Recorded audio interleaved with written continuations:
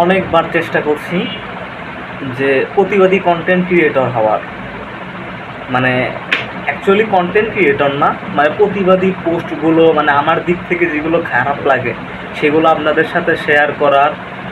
এর মাঝে বকাবাজিও হয়ে গেছে কয়েকবার।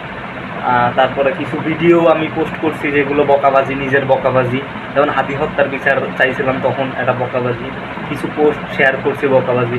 এখন এইগুলো আসলে মুরব্বীরা ঠিকভাবে নিচ্ছে না, মুরব্বীরা, বড় ভাইরা। যেমন এইগুলোর পর আমি ঈদে যখন বাড়িতে গেছি, তো তখন অনেকেই বলছে যে প্রতিবাদ করো, সমস্যা কি, মানে কিন্তু বকাবাজি করে কেন।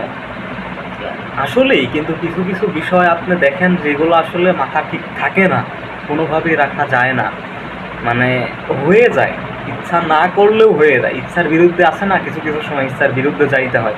আসলে আমার ক্ষেত্রেও এমনটাই হয়েছে। আর আসলে আমি এত ইনোসেন্ট পোলা না আসলে, যা আপনার যেইভাবে আসলে আপনারা চাচ্ছেন আমি সেভাবে পারি না। হয়তো বা আপনারা আমার অনেক ভালোবাসেন, ভালোবেসে এই কথাগুলো বলছেন, আমি আসলে নোটিস করছি বিষয়টা।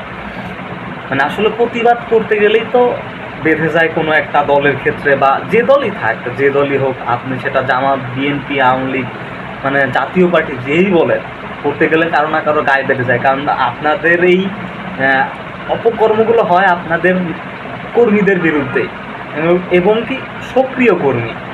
এখন আপনারা হাজার বকাবাজি করবেন, কোনো কিছু না, কিন্তু মানে আপনারা চান না যে আমার থেকে আর কি এই বিষয়গুলো হোক, কিন্তু কিছু কিছু বিষয় এগুলো লক্ষ্য রাখবেন যে তারা যাই করুক কোনো কিছু হয় না, না থানা কোর্ট কাছারি হুমকি ধামকি, কিন্তু আমরা যেটাই করতে যাই সেটাই বাধা আসলে।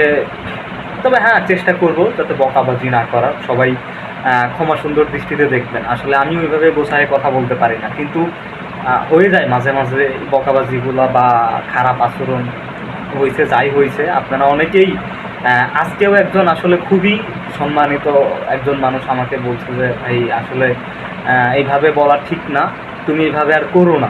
তো আমি আমার দিক থেকে একটু ফিল করলাম আসলে যে আসলে ঠিক করি নাই। সো সবাই ক্ষমা সুন্দর দৃষ্টিতে দেখবেন আমার এই বিষয়গুলো, বকাবাজি বা খারাপ আচরণ যদি কারোর সাথে করে থাকি।